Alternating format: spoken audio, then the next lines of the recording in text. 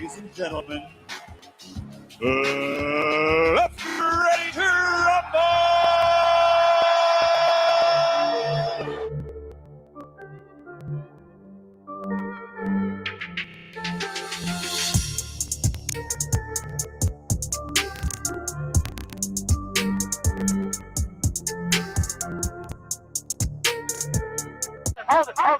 Hold it, you're not that pretty. I'm a bad man. Wait. I shook up the wall. I shook up the wall.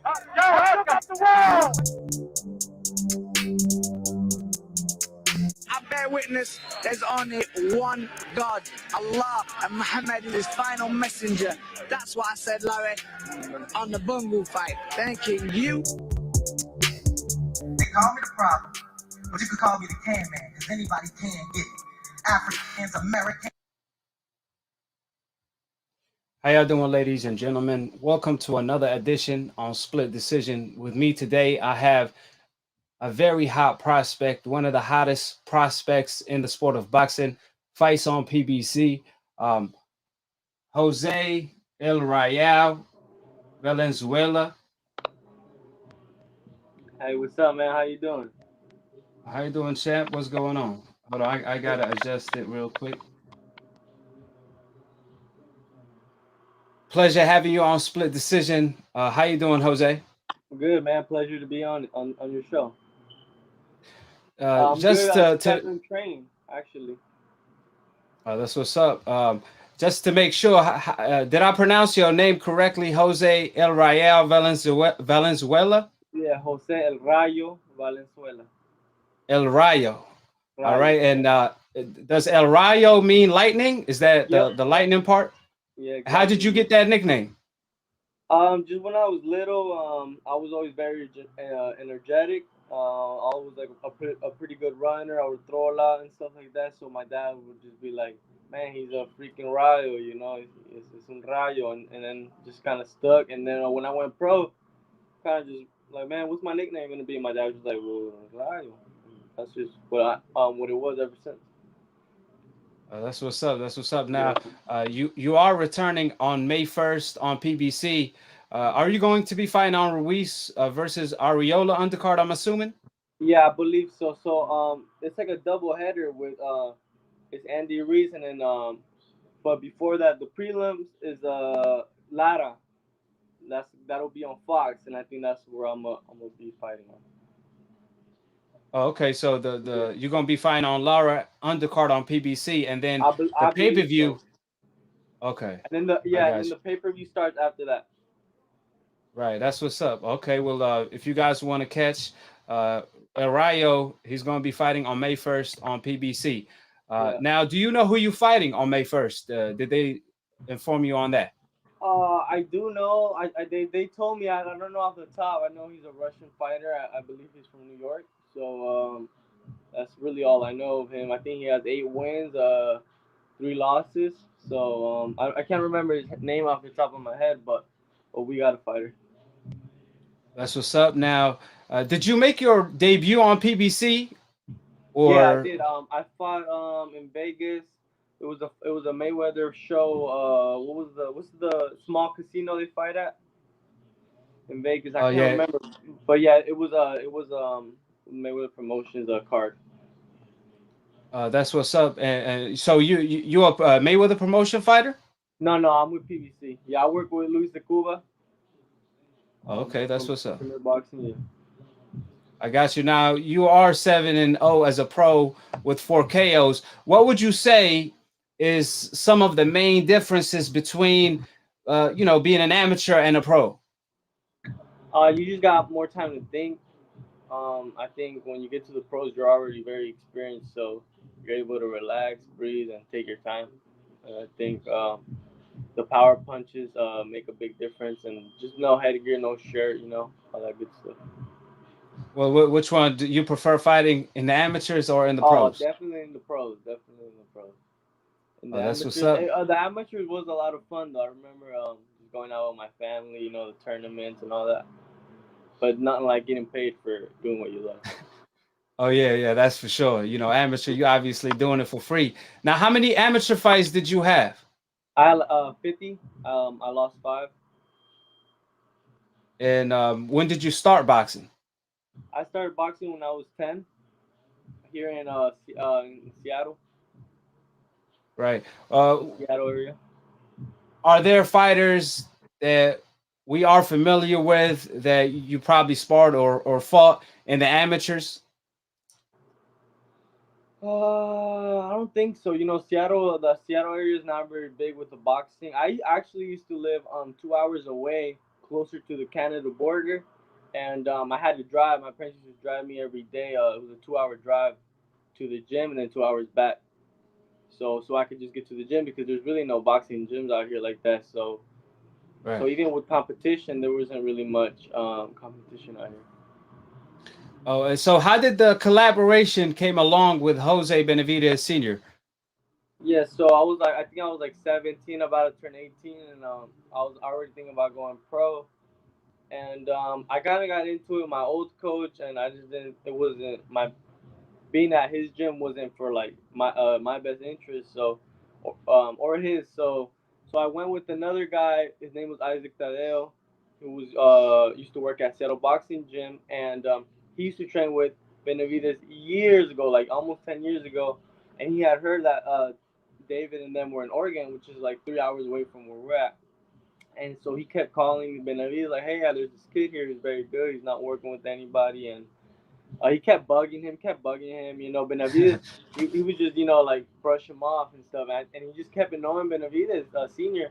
And he said, "Man, bring him along. Let's see what he has, And we did. I went. We took a drive down with my parents.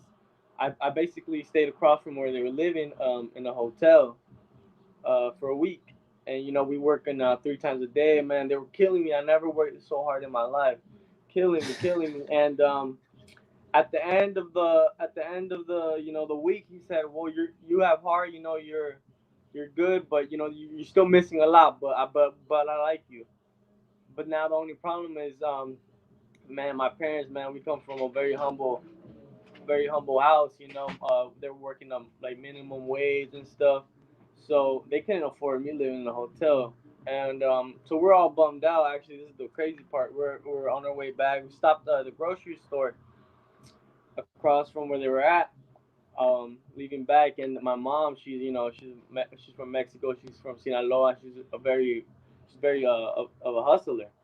So she seen this lady, started conversating with her, and she was like, "Hey, by any chance, do you know anyone who's renting a room?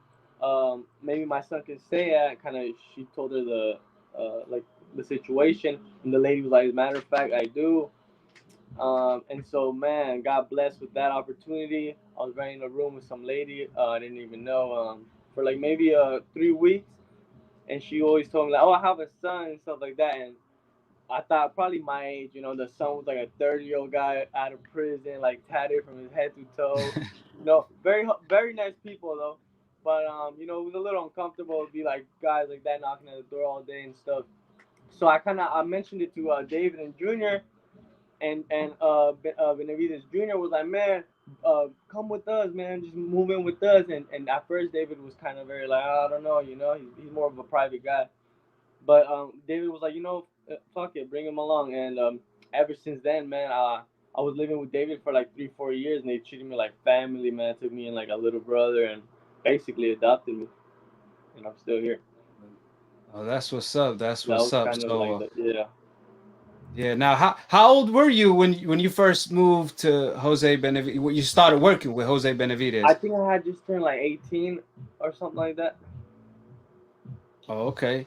Yeah. And yeah, well, 18, I mean, 18 because then I trained a whole year before I went pro. I turned pro at 19, and then now I'm 21. I'm about to be 22. that's what's up. Well, I'm glad you made that decision because your name have been buzzing ever since the news came out of you knocking out Teofimo Lopez Sparring. Yeah. How have the reception have been from the fans on your end? Some actually love it. They're showing me a lot of love. There's always that the group of people that can't accept it. So I'm okay with that though. I'm just here to show everybody what I can do. Now, obviously, you recently turned pro. how much of a confident booster is it to do what you did with Teofimo and Sparring and see him dethrone a pound for pound champion like Lomachenko? It's a great feeling, you know, knowing I can be in there with him and hang with him. It's just at first it was a little frustrating, man, because I feel like my career was just taking a little bit too long. You know, the pandemic hit, and then it was just slowing me down. But I think now I'm catching a nice roll, and we're getting momentum. So it'll be only a matter of time so I can show the world what I can do. And with the whole Teofimo thing, you know, like it's cool. I did stop him, but like that's not how I want to win my fans. You know, I want to win my fans. I want them to see me in action on live TV and put on great performances. Yes, sir. Well, you have a lot of skills, that's for sure. Now, do you remember anything from the sparring, like the sequence or what you caught him with? Do you remember at all, or like you forgot Yeah, about no, that I remember. totally? I remember like it was yesterday. So he was working with Benavidez Jr. Um, and then I've had great sparring with a lot of champions and a lot of fights, and I won't even speak on that. But the reason I speak on this is because how disrespectful they were with me, my team, my coach, you know, and that guy has a loud mouth, so I think he need to be humbled. But yeah, he was working with Benavidez Jr. I think they did like 2 rounds, and Benavidez was too big for him or something like that. So he come to the corner and he was like, he's like, "Where's that little kid y'all had?" So man, I hadn't got signed yet, words with anybody. So I'm like, this is my opportunity to be, you know, to show what I got. So I ran, put my gloves on, got up in there, and I came in swinging for the fences. I hit him with the overhand left right away, and he like smirked, very cocky, you know. But I kept. He thought I was like that. I was just gonna back out after that, but I kept coming, and I remember just touching him with everything, and he did not even like expecting it. And when he got to the ropes, what hurt him was a left hook to the body, and and then that put him down. He took a knee right then, and I was very surprised. And he said that's it, and then he comes over to our corner, takes another knee, and he's like, no, we're done. And we were all like, what the hell? And his dad was kind of just quiet. He was like very like, you know, also shocked. They told us they would come back again, and they did. 2 weeks, I think they gave us a call. So the second time we were supposed to spar a 6 round. We everybody agreed on six. We had it was a war from the first round to where when it finished. But except after the fourth round, he was like, "Oh, that's it." But we were like, "Man, you promised us six," and they didn't want to do no more. So his dad was, I think they started feeling a little like, you know, under pressure. So he started getting super mad, started talking shit, yelling, like very obnoxious. And then he wanted to fight Senior, and you know they had to take him outside and have him relax. Right. And you know, it's funny. I actually seen you multiple times. I seen you with the conflict between Jose Benavidez and Caleb Plant. I saw you there. You just been everywhere. So it ain't a fluke. You know, I mean, for the people that don't know, obviously you have a lot of talent. So people need to realize that you just slept on. That's all it is, because you are a great fighter, I and you think have what a it lot of is potential. I think what it was is I wasn't at the national tournaments. You know, I'm here in Seattle where there was very low boxing. You know, so I think now it's like, who's this kid? You know, coming out of nowhere. But you know, I'm ready to show the world what I can do, and I know I can hang with these guys. I want to be in the conversation with Teofimo Lopez, Devin Haney's, Ryan Garcia, because I know I can hang in there. But I know I also have to prove myself, and I'm willing to do that. That's what's up now. Yeah, you are in the deep division, but I'm curious to know, what was your thoughts on Teofimo Lopez beating Lomachenko? First of all, did you see that coming? And what was your thoughts on that his performance and dethroning Lomachenko? That was a good performance by Teofimo. You know, he did what he had to do. I think Lomachenko gave him too much respect, and I think that's what all these fighters do.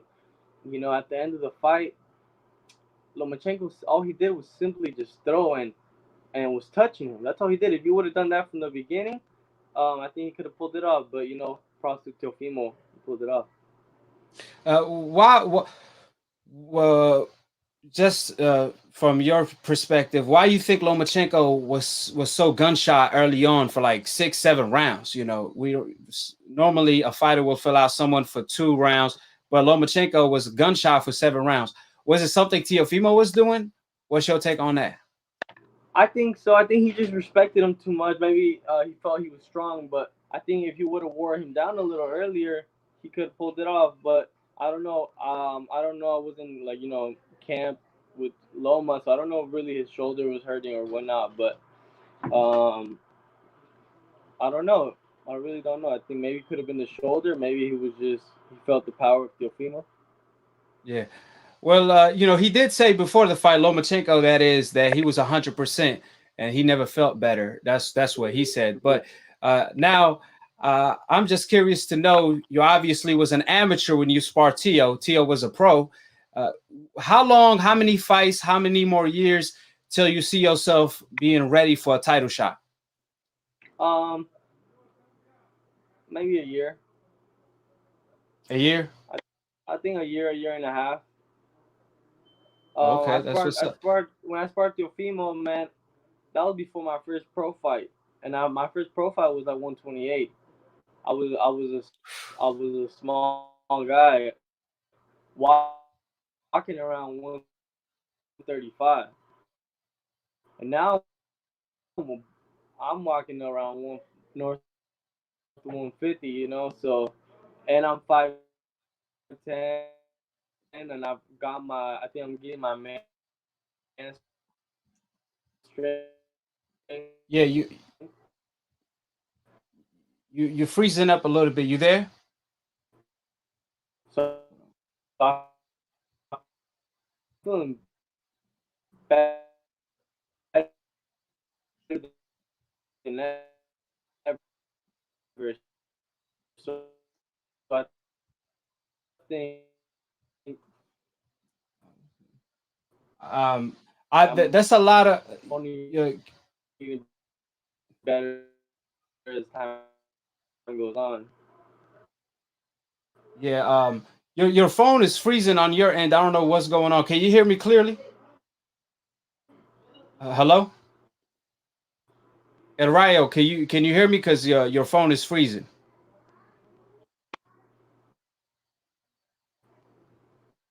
If you can hear me, can you maybe log in and log out? If you can hear me, it's freezing on your end. I don't know what's going on. Oh yeah. Can you hear me? Yeah, hold on. It's freezing a little bit. Can you just log out and then come back? I think that should fix the issue.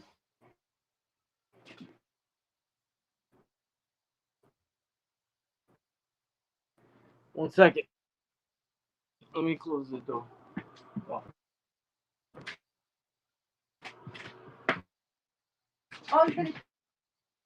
No, I'm not. Can you hear me?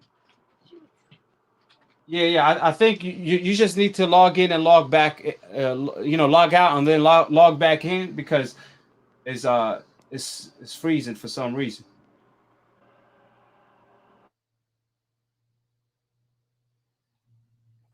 Yeah, he'll be right back. Um,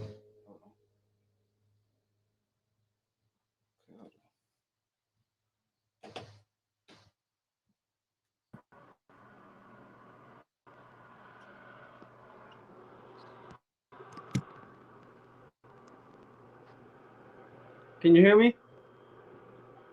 Yep, yeah, I hear you perfectly. So Um, just because I started losing you, so I just want to have you repeat what you said. Now you said you was when you sparred Teofimo Lopez, you was at 128. You wasn't at 135. no, my first couple fights were at 128, man. So I was a small guy, and then I think all of a sudden I just grew a lot. I'm getting more muscle. I think I'm getting my man strength. So now I'm walking around like north of 150. So I'm feeling very strong and just better from all angles. Yeah, that's what's up, man. Because that's a big statement for knowing the fact that you weren't even a lightweight at the time. You did your thing with Tio. So who was some of your favorite fighters growing up? In the sport of boxing.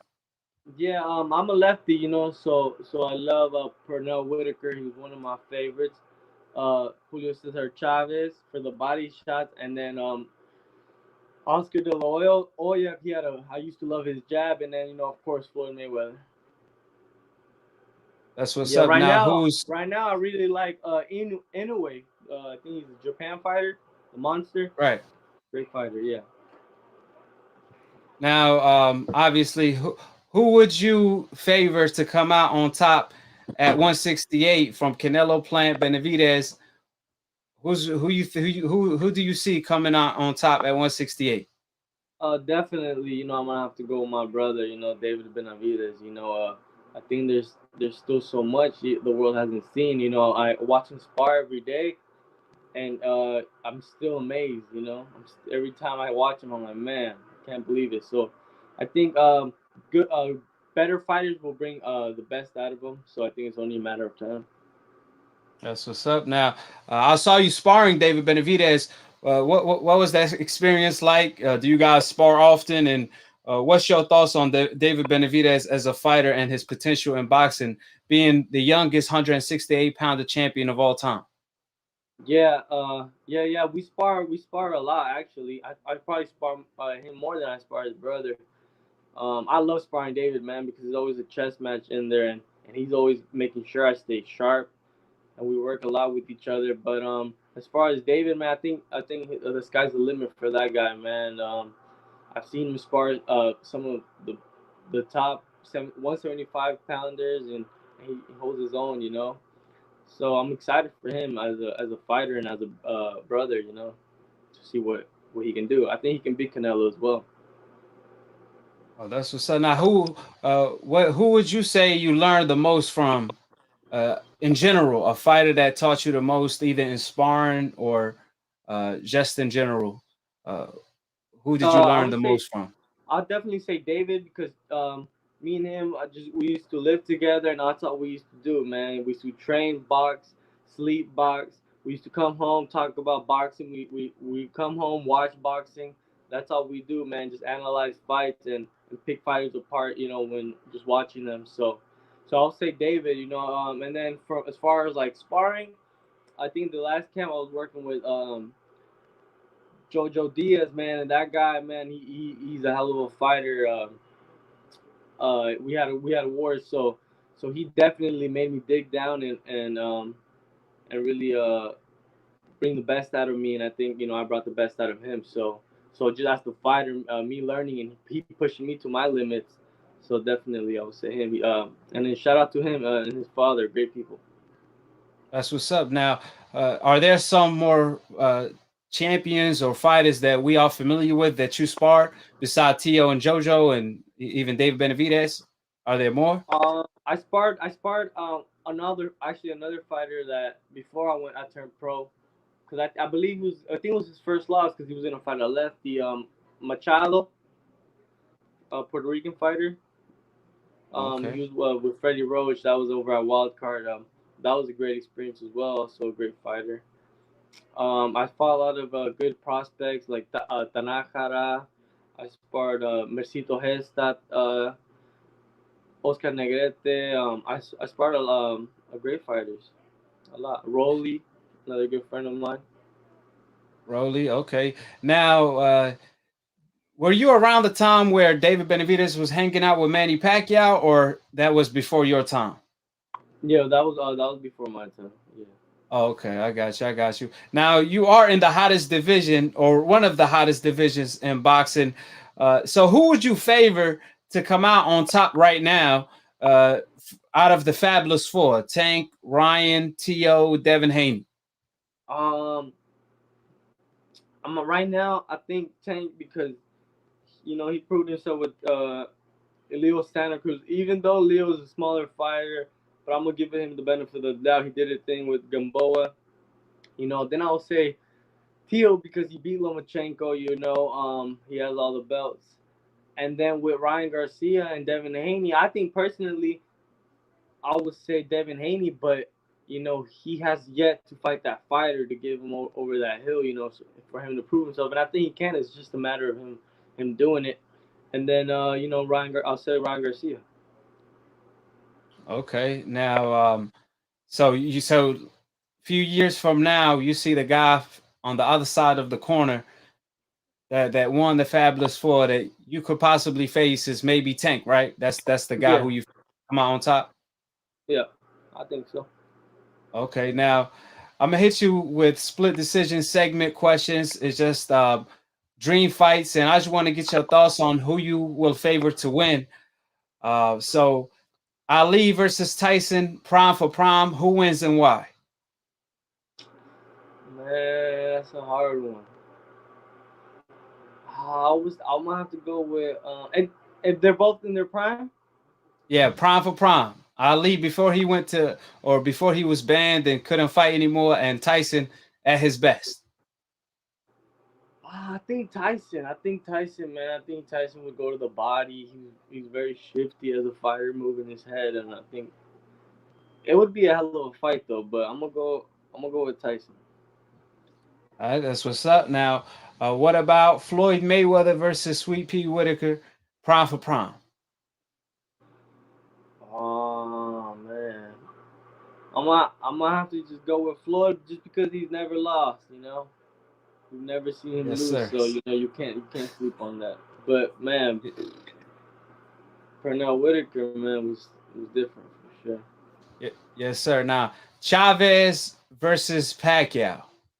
Chavez Senior versus Pacquiao, prime for prime. Mm. I'm gonna go with Chavez, man. I gotta go with my my nation. Mexico. So, Yes, sir. Now, but and Pacquiao. But you never know. These are great, man. You're giving me great options. So, but yeah, I'm gonna yeah, have to go with yeah, Chavez. yeah. These are the dream fights. Lomachenko versus Salvador Sanchez. I'm gonna go with Salvador Sanchez, man. Actually, Salvador Sanchez was the first fighter I ever watched. I think I was like 5 years old. My dad used to have all his CDs, so that was the first fighter I ever seen. So I'm gonna go with him. That's what's up. Now, for the people that's tuning in that never seen you box before, how would you describe your style to all the fans that's tuning in? How would you describe your style? Are you a boxer puncher, a boxer, a brawler? How would you describe your style? I would say boxing puncher. I can box. I'm 5'10". I got a great jab. But I'm a great body puncher as well. I love to stay in the inside and exchange. If I have to do that. So, but yeah, I would say for the most part, boxing puncher.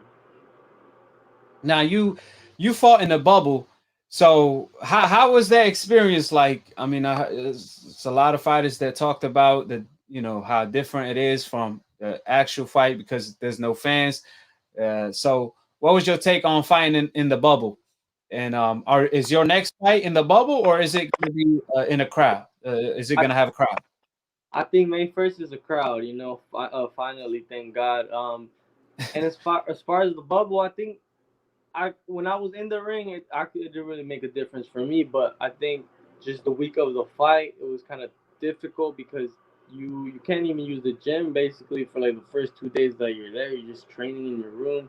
You don't got a sauna, you don't got a treadmill till you get cleared to go out and stuff like that. So that makes it difficult. Um, Thank God, my weight was always good, so I never had to deal with no weight problems and stuff like that. But I could definitely see if like you're on the heavy side, definitely come prepared to lose weight in just your room. And see, that's how they surprised David Benavidez because he caught a lot of backlash, but people don't know that he only had 1 hour access to go outside and Exactly, two and you days only get it quarantine. after. Right, right. So yeah, Yeah, there weren't excuses. That's things that he dealt with. He just weren't prepared for. He wasn't prepared for that he because wasn't he prepared wasn't for it. Now notified. yeah, now second time around he was prepared for it. And it was no big deal. Right, right, right. Yes, sir. So, what can the fans expect on May 1st?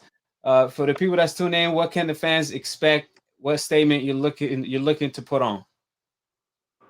They can expect a great fight. Fireworks.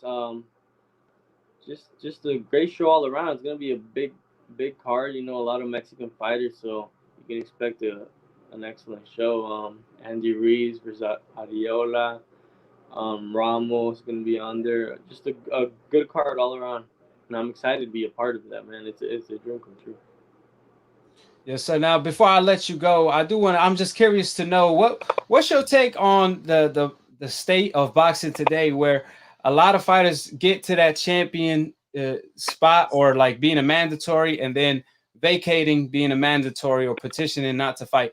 What's your take on that? You know, since becoming a champion is every fighter dream, I assume. So, what's your take on a lot of, it seemed like a lot of fighters today, they turning down title shots opportunities.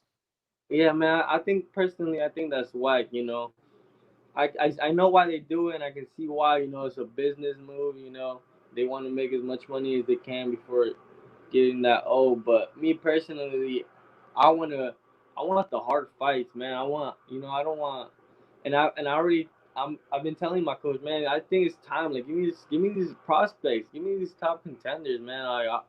I'm ready to put on a show for everybody, and when I get my belt, I want to, be assured when I go to sleep, like, man, I beat the best. I'm on top. I don't want no doubts in my head. So, but that's me personally. Personally, but as far as everyone else, I can't speak for them. They're doing it, I think, more for a business move or whatnot. But yeah, that's kind of my Yes. take.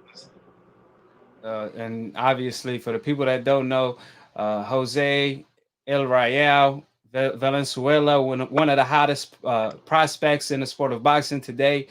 He must see TV, so check him out on May 1st. We can't wait to see your fight, and we got to have you back after your performance and in the future on Split Decision. For sure, man. I would love to come back, and thanks for having me again. Man, my pleasure. Thank you for coming on Split Decision, Jose. All right, man. Thank All you. right. Have a good day. You too now. Peace. Thank you.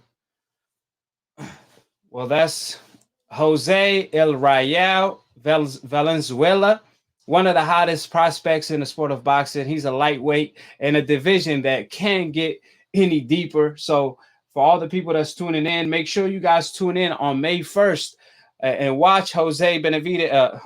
Jose Benavidez. Jose El Rayo Valenzuela put on a show. Like I said, there's a lot of there's a lot of buzz on him knocking out Tio, and he has a lot of skills. That wasn't a fluke, I think Tio, he slept on him because this man got a lot of talent. He could pressure, he could box, he could bang, he could fight in the inside, he could do it all. So make sure you guys check him out. He's very elusive, a very fun fighter to watch. Like I said before, this is one of boxing hottest prospects. He fights on PBC. I'm glad PBC picked him up from the jump. And you see, PBC don't just pick any fighter up. They picked David Morrell. They picked Valenzuela. Usually when you get picked by PBC, you have a lot of talent. Errol Spence was one of the fighters that was picked by PBC from day one. And you see where Errol Spence is today, one of the biggest stars in the world and the second pound for pound in the world as well. So, like I said, he has a lot of talent. Make sure you guys tune in. And shout out to everybody in the chat box. I'm gonna go ahead and open up the chat the press conference call for all of the fans to call in. The number is in the description box. So after a 5-minute break, I will be back live. Make sure you guys call in. We got a lot to talk about from Crawford next fight, since it's not Pacquiao. So the $1 million question: who is it? There's also so much to talk about from Munguia giving up on his mandatory position. Ryan refusing to fight Devin for his mandatory position. And there's so much more, like I said. So just stay tuned in, call in, and I'll be back after 5 minutes.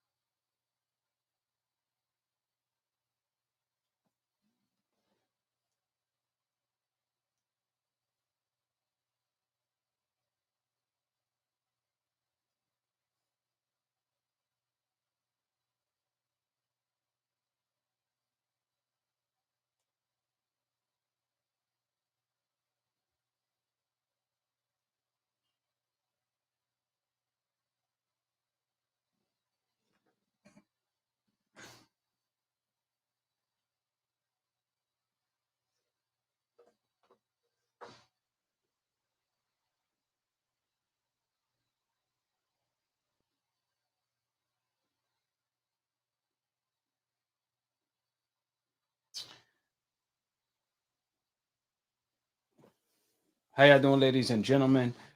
So, like I said before, we have a lot to talk about today. There's a lot of talks on Munguia basically requesting to be removed or petitioning to be removed from his mandatory position for Andre WBO belt. The same thing Ryan Garcia did with Devin Haney. I mean, the only real one left is really David Benavidez because he's the only one that wants all the smoke.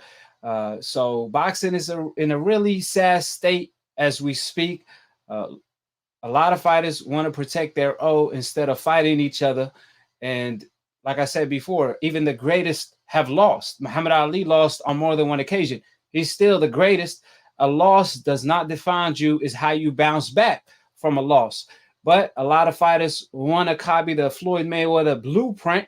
However, they forgot about the green print. The green print is you got to fight the best fighters that they tell you you can't beat, the most fear fighters. You got to fight everybody until you become the A side and the superstar and continue to fight the best, making the most money. Every time the fans say you ducking this person, you fight him.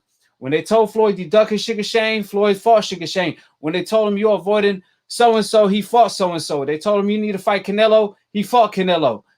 They told him you need to fight Pacquiao. He sent Pacquiao 50-50 offer with a $50 million guarantee. It ain't his fault that Pacquiao turned down a drug test, right? So the point is, Floyd Mayweather became a superstar and the biggest name in all sports because no one could beat him.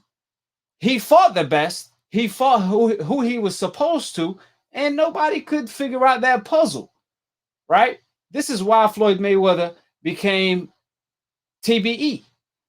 But a lot of fighters want to protect their O and pretend as if they Mayweather and they the A side. That's not how it works. So, nevertheless, we're gonna talk about all the above. Let me go ahead and pick up a phone call real quick and dive in straight to it. How you doing, AKHi? Who this is and where you calling from? Hey, what's up, Aki? It's Kieran from Albany, New York. Oh man, what's going on, my man? Just want to read these comments real quick. Hold on.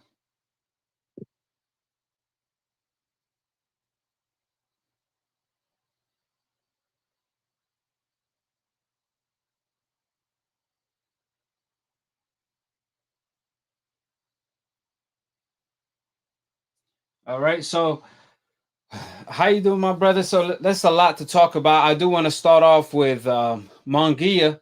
Surprisingly, Andrade revealed that Munguia, he requested to be removed from the mandatory position, and he pretty much bypassed his opportunity to fight for a world title because he needed to fight Andrade. Like I said before, it's not about the titles don't matter, is who's holding the title. If it's Andrade, oh yeah, they don't matter because they can't beat that man. But if it's someone else that's more beatable, then titles matter then, right? So what's your take on Munguia turning down an Andrade fight? The moment he became Andrade mandatory, he gave up on his mandatory position and elected to go elsewhere. So what's your thoughts on Munguia doing what Ryan did and what a lot of fighters doing today, such as Tio and Lomachenko, instead of petitioning to fight somebody, they petition not to fight somebody. I mean, that makes no sense at all because Devin once said the new way of ducking is pricing yourself out. I say that's the old way of ducking. The new way of ducking is petitioning through email. The new way of ducking is requesting to be removed from your position through email. That's the new way of ducking in the sport of boxing. See, in the UFC, the new way of ducking maybe is pricing yourself out, maybe. But in boxing, money ain't even the issue no more. Fighters are getting paid well. They getting paid great money. I'm not going to say they're getting paid too much because it's never too much since they put their life on the line. Nevertheless, the money is not the issue. Now the new way of ducking is petitioning through email. What's your take on what Munguia did with Andre? Well, first off, I'd like to say Thank you for bringing this to my attention because I was shocked when I heard about this, and I'm probably just going to just say to hell with Jaime Munguia and all the crappy fake Mexican boxing fans because last time I checked, Mexicans were trying to say that Mexicans run boxing, but it seems like that most of your own don't want to fight the best. So I think that narrative itself is pretty much a falsified statement because the Mexicans were running boxing. Wouldn't you be seeing more Marco Antonio Barreras, Eric Morales's, all these great, legends that have put their lives into the sport for such a lifetime to make their names and legacies grow stronger? Well, I'm pretty sure everybody knows, what their blueprints are now because they're not fighting the best and they're being absolute pussies at this point because it just so happens to seem that your record matters more than anything else in this current era. But back then, when guys like Sugar Ray Robinson was fighting like once every week or a couple weeks or so, he didn't care if he lost. Like when he lost to Jake LaMotta, he came back and beat the living crap out of him, right? So why can't everybody else have that same energy when they go when they get back into the ring to redeem themselves, to get themselves but their wins back? I used to wrestle back in high school and I went 27-3, but I didn't care if I lost. I just got back to the drawing board and I got better and so on and so forth. I just kept on winning. I think this is purely disgraceful to the Mexican heritage of what Jaime is doing, and this is bad for boxing, and this really needs to stop. Right, and shout out to Doggy Pup for the super chat. But yeah, I mean, it's crazy because it's one thing to worry about Canelo Alvarez, being protected and petitioning for the franchise witness protection, but now we got to worry about Munguia. Really? Now we got to worry about Munguia. It's one thing for the champion to avoid a dangerous mandatory. We get it. As the champion, maybe they feel like, okay, I got too much to lose. This dude is too dangerous. He too much of a young lion. I'm not ready for him. Let me fight him once he becomes bigger. Whatever excuse they want to make.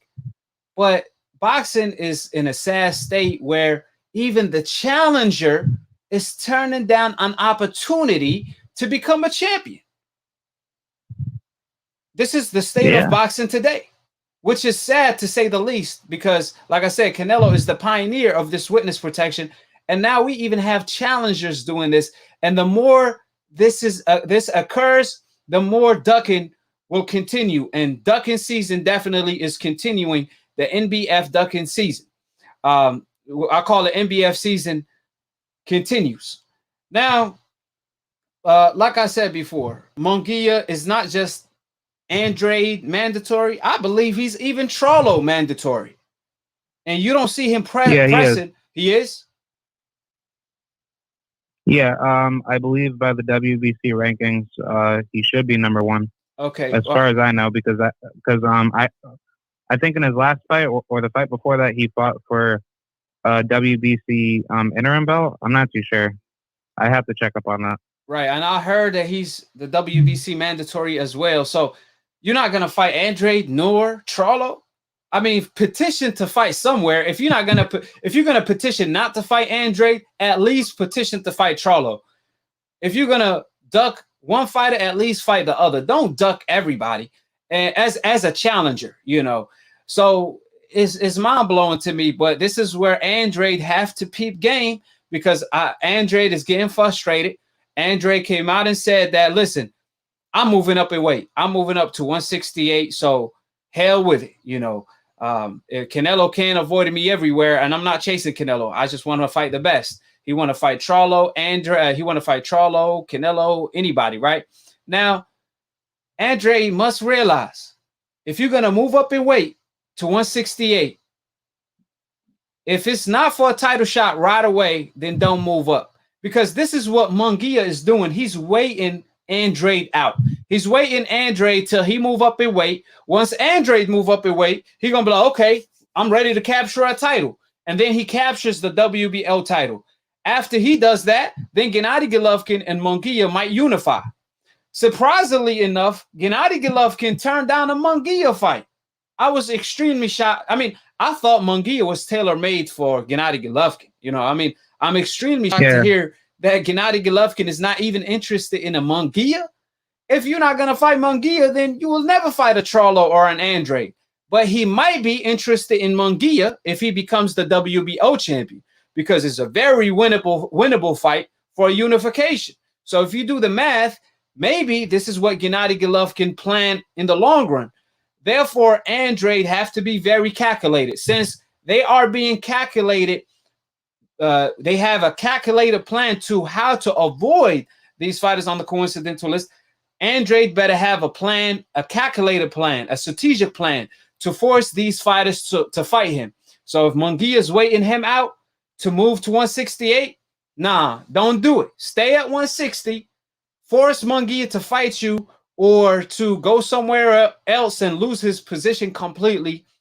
If not, I mean, unless you get an opportunity at 168 for a title right away, which is not going to happen anytime soon, because the winner of Canelo versus Billy Joe Saunders have been avoiding Andrade for years. Billy Joe Saunders got tested positive for steroids when he was supposed to fight Andrade. And then when Andrade wanted to fight him later on, when Billy Joe Saunders did not want to fight Andrade when he was clean, he said, hell no.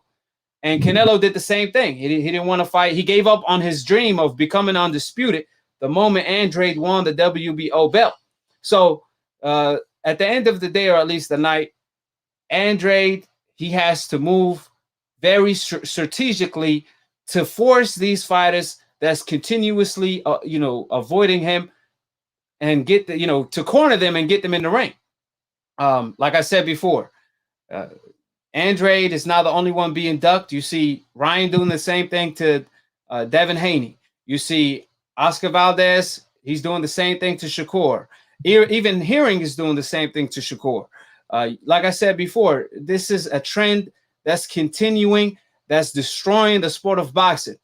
It's hurting the sport when the best do not fight the best, and when a fighter works his way up and climbs the ladder all the way to the top. As soon as he gets to the top of the mountain, he want to go down a couple layers. What sense does that make? So, like I said, the state of boxing is really bad. We got to talk about the fighters that's avoiding more so than the fights that's getting made. This is what kind of state boxing is in.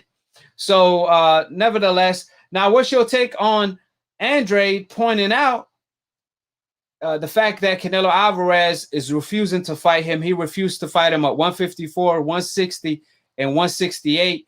And he pointed out everything that new media have been preaching, that the moment Canelo peeped that David Benavidez lost the title on the scale, he picked on the weakest links. He said Canelo always fight the weakest link. He always find a way to find the weakest links and fights them. The same way he did with his WBO title at 154. Canelo obviously didn't want no part of Andrade. When Andrade was the champion, challenging Canelo as a non-champion, Canelo never was interested in fighting Andrade for the WBO belt. The moment Andrade vacated the belt, obviously Canelo fought Smith. This is the same thing Canelo did with David Benavidez at 168. When David Benavidez had the WBC title, they reached out to Canelo team on more than one occasion. Canelo team turned it down. The moment David Benavidez lost the belt, the second day, Canelo requests the WBC to fight for David Benavidez title against Avni Yildirim. This is what Andrade is pointing out, is that Canelo always picking on the weakest link. What's your take on what Andrade had to say when it came to Canelo Alvarez picking on the weakest link? I say he's right on the money, but at the same time, I don't think Andrade should just keep saying like what Canelo isn't doing to not fight him. I think, like you said last time, Andrade and Charlo need to be super loud on the subject to publicly embarrass Canelo, to make him, look like a fraud with his, antics, right, of him ducking the both of them. And I think if anything, like Andrade, he's doing everything he can, but I don't see why, he cannot try to create some like try to create some publicity over that. Imagine if Floyd were to do the same thing, if he were to avoid anyone, and everybody would just get on his case, and they would publicly shame him to say, "Oh, Floyd's like avoiding this guy, blah blah blah, this guy." So I don't see how like those tables could be turned against Canelo, because I really hate it when Canelo fans really say that Canelo is the best fighter ever, knowing that this guy has no manhood to talk about all the things that he's been slandered by from Andrade and Charlo alone, and he doesn't even mention them after he finishes fighting somebody. Like you said, every time when either of those guys' names are mentioned to Canelo, he has nothing to say to them because he knows that they're both dangerous. And I think, like, if anything, if Canelo were to fight them or were to have fought them in the past, he would have been 10 times more embarrassed compared to Floyd Mayweather. Yeah. Well, Canelo is the Walmart version of Floyd Mayweather. He's the poor version, and that's a compliment to say the least, because he's nowhere near Floyd. Because Canelo, I mean, how can you claim you the best in the world and you say NBF? You the pioneer of the NBF belt, the witness protection belt. I mean, how can you claim you the best when you avoid the most dominant race in boxing? The most, not just one, two. The Black American fighters and the Mexican American fighters. Canelo, he avoiding the undefeated Black American fighters, Andrade and Charlo. He also avoiding the undefeated Mexican fighters, David Benavidez. So how can you claim you the best in the world when you avoiding the most two dominant race? And don't bring up Daniel Jacob. That's a good win on Canelo resume, possibly the best win, but Daniel Jacob already lost before on more than one occasion. He lost to Gennady Golovkin, and he got stopped in the past in a way more brutal fashion than Canelo did. So Canelo didn't even stop Daniel Jacob. So the point here is Andrade and Charlo are cut different. They have, their talent is on a whole nother level. So like you said, I completely agree with the point you brought up. Andrade, he has to do more than just to sit back and watch. He has to talk about it. He has to expose Canelo for the duckish moves he continues to make. So if what Andrade should do is take a page out of Devin Haney's book. You see Teofimo avoiding Devin Haney. Devin Haney does everything to let the public know he did everything to fight Teo, and Teo turned the fight down. He did the same thing with Gary Russell. If you really want the fans to be on your side, you have to let the fans know and continue to press these fighters that continue to avoid you. Andrade has to take a page out of what Devin Haney did and what he continues to do. Also, take a page out of what Muhammad Ali did.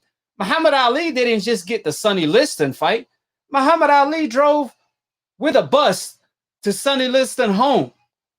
And Sonny Liston, he came out with a gun, shooting at Ali, and Ali ran back to the bus and left. This is what Ali had to do to get the Sonny Liston fight.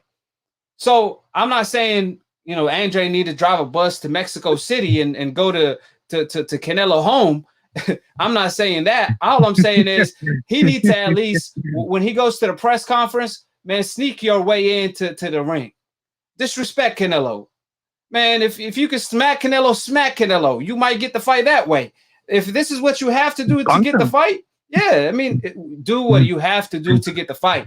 Because apparently insults ain't going to do it. Andrade already told Canelo, you don't got no cojones. You the B word. I mean, I didn't know what cojones meant. I Googled it. I was like, oh, man, he told him you don't got no balls? Come on, man. Are you saying you the best in the world? And you know what Canelo said when Andrade told him you don't got no cojones? What? Canelo responded by saying, I don't like his style. In other words, Canelo pretty much just said that he want to change the difficulty mode when it comes to fighting Andrade. Is on too difficult. He want easy mode. Andrade is not there to be hit.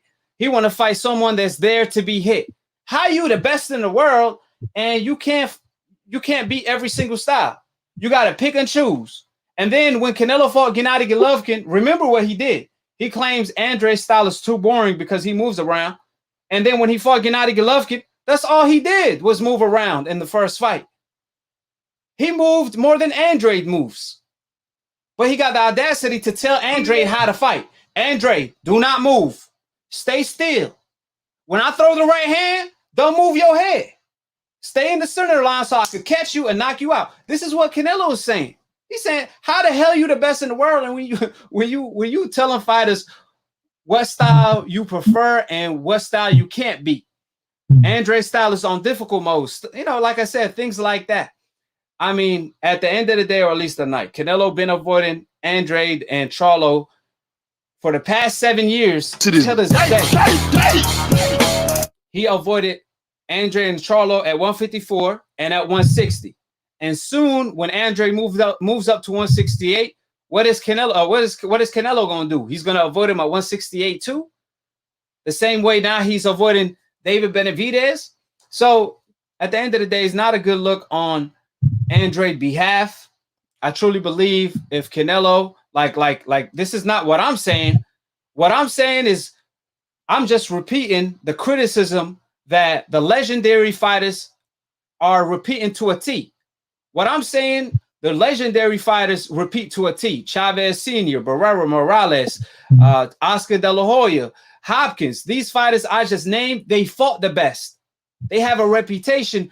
They're going to fight the best, win or lose. Oscar De La Hoya, he fought the best, win or lose. Chavez Sr., he fought the best, win or lose. Barrera fought the best, win or lose. Morales fought the best, win or lose. They fought the best, win or lose. Canelo, if it's not a guaranteed win, he ain't fighting you. This is what he told his trainer. He said, I will never let you down. In other words, I will never fight a risky fight no more. And people want to say Canelo improved since he lost to Mayweather. How the hell, how did you improve when you haven't fought an American-style fighter yet?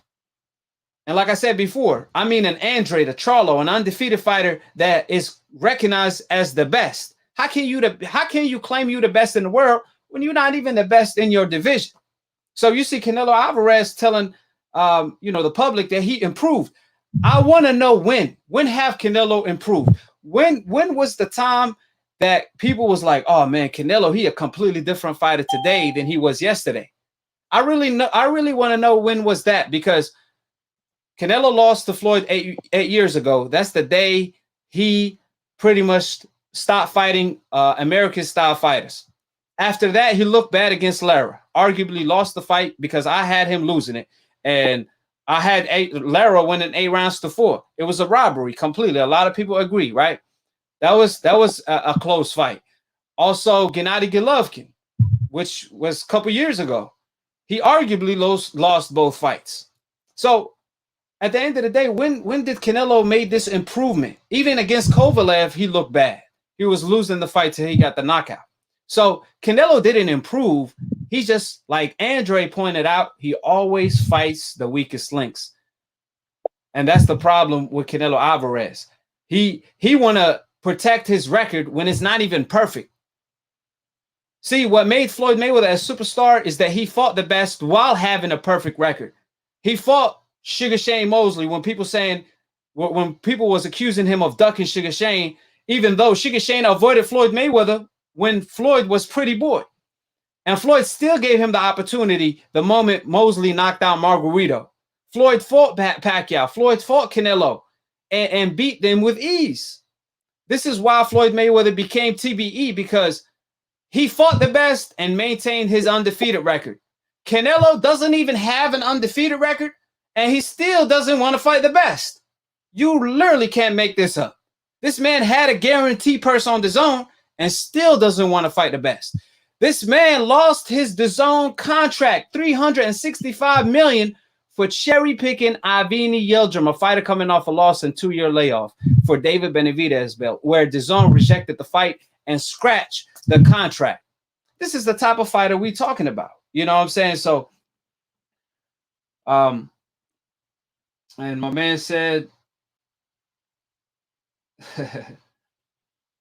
okay, Marcos, how about call in instead of typing in nonsense? How about call in? How about call in? I see all these comments you putting. Why don't you call in? But yeah, you guys rather be keyboard warriors. But when we on live and challenge you decafs to call in, you guys refuse. So how about call in? I will call in. No, call in. Don't. I will. What do you mean I will? You gonna call in today, tomorrow, next year? No, call in right now. Call in right now. But okay, my man said I'm already waiting. Okay. Well, before I pick up his call, you got anything else you want to say? Yeah, to hell with Canelo. Shout out to Demetrius Andrade. I really do respect you as a fighter, but I really do think you need to do more to bring out your situation to Canelo not fighting you. I would probably maybe try revisiting, maybe let the Charlo fight if that's possible, but maybe go for anybody at 160. I wouldn't mind seeing Andre versus David Benavidez if that's a possible fight to be made. And shout out to all the other channels that have been putting in all the work, including you, AKHi. I really appreciate everything that you do. I appreciate you, my brother. Always calling in, spin the real. I'll talk to you next time. All right. Thank you very much. Yes, sir. So this is the only caller we have on the line. Therefore, hopefully this is the man that's been trolling me in the chat box. How you doing, AKHi? Where are you calling from? Hey, this is Jonathan from El Paso. Okay, that's what's up. Hello? So, yes, sir. We can hear you. Can you hear me? Oh, okay. I'm just making sure. Hey, shout out to my black brothers and sisters. I'm coming from a Mexican. Hey, Canelo needs to do better, man. That guy keeps ducking. Ain't gonna lie. David Benavidez is the real Mexican. Fuck Canelo. Fuck him. Ain't gonna. Fuck him. All right, laters. Bye. Well, he ain't lie on that. David Benavidez is the only real one left. But so, like I said, where the decafs at though? Like I said before, anybody can get it. It don't matter who you is. Anybody can get it. Africans, Americans, Dominicans, Mexicans. Anybody can get it. At the end of the day, I'm not trying to scare the decafs away. I just want to have a debate, a one-on-one debate. Call in. I want to hear the other side of the story. This is why the show calls Split Decision, right? At the end of the day, there's always two sides to every story. I give you guys the truth side. Let's hear the other side if it's not a lie, because the truth will always expose the lie, right? Once the truth is spoken, the other side is nothing but a lie. But I do want to entertain the lies y'all bringing up in the comment section. But you guys aren't calling in. And it's smoke time at the moment in time, and nobody is calling in. Okay, my man said, what's the number? We're going to give you the number. You know it's in the description box. But this is the number. Make sure you guys call in, because I'm waiting, and I'm still waiting to this day for a decaf to call in so I could catch a body today. But it don't look like we're getting anybody to call in anytime soon.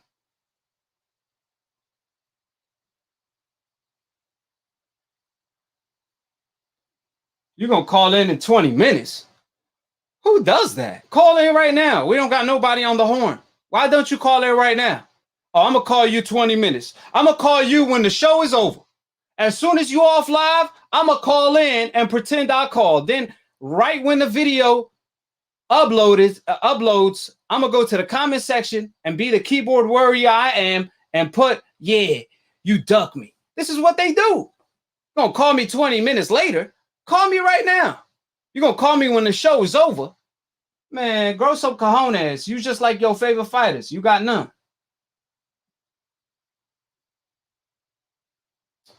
So, well, since nobody's calling in, let me go ahead and dive into what Oscar De La Hoya had to say. Now, Oscar De La Hoya came out and said that Crawford is the #1 pound for pound, and he corrected Chris Mannix that worked for DAZN. He said, no. He ain't one of the best. He the best pound for pound fighter in the world. And I couldn't agree more because, see, you see ESPN, you see Timothy Bradley. I mean, I don't know what he doing. He over here claiming one day he will say Crawford beats a prime. He will say Crawford will beat a prime Floyd Mayweather, right? And then he will turn around and say Lomachenko is #1 pound for pound and Crawford is #2. Then Lomachenko lost. Now Bradley is claiming that Canelo is #1 when he just criticized Canelo for fighting a punching bag. This is what Timothy Bradley said, right? Nevertheless, we already know what time it is. What's understood don't have to be explained. The truth remained the same. The #1 pound for pound is Terrence Bud Crawford for multiple reasons. One of the main reasons is that he always fights everybody and anybody. It's free smoke when it comes to Terrence Crawford.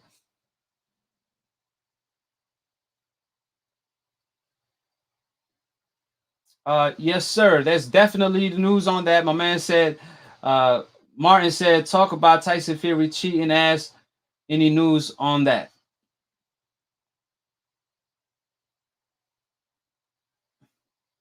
Yes, sir. I'm going to talk about it in a little bit.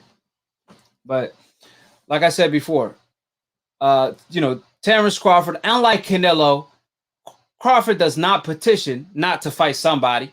Crawford does not give up his belt to avoid a dangerous mandatory. Nah, he's free smoke. When he was at 135, he fought the best. He fought Gamboa when everybody was ducking Gamboa. And then he moved up in weight to 140 because nobody was willing to fight him other than Gamboa. He fought Ricky Byrne at 135. So when he moved up from 135, there was a lot of names, but he was clearly #1. No question about it. So he moved up to 140, became undisputed. Unlike Teo, where there's a dispute at the moment in time, when Crawford was the undisputed champion at 140, there was no dispute. He completely cleaned out the division. He fought Postal when Postal was undefeated. When people was telling him you ducking Postal, he just knocked out Matisse. He fought Flex Diaz, who beat Lamont Pearson at the time, and he was also a gold medalist. Lamont Pearson, they were accusing Crawford of ducking him. He fought him the next day. And then obviously when he moved up to 147, right away, he said, this ain't Keith one time. He said, this is Crawford every time. I am the smoke. So if Texas is the smoke city, I am the smoke. I'm already there. As soon as he moved up to 147, he called out Errol Spence, Keith Thurman, the #2 guys in the division at the time, right? So this is why Crawford is #1, because he's always looking to fight the best. He always, also, when you're looking at pound for pound, you got to talk about how dominant a fighter is, right? So, for example, Crawford, he never had a close fight. He always dominated his opponent. The closest one that come to mind was Gamboa. Gamboa had success in the first 4 rounds, I believe.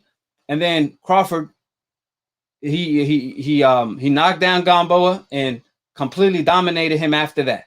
He went from getting outclassed to beating up on Gamboa, right? So he completely dominated every single fighter he faced. Crawford is not just a pound for pound fighter. He's not just one of the best boxers in the world. He's also one of the best punchers in the world.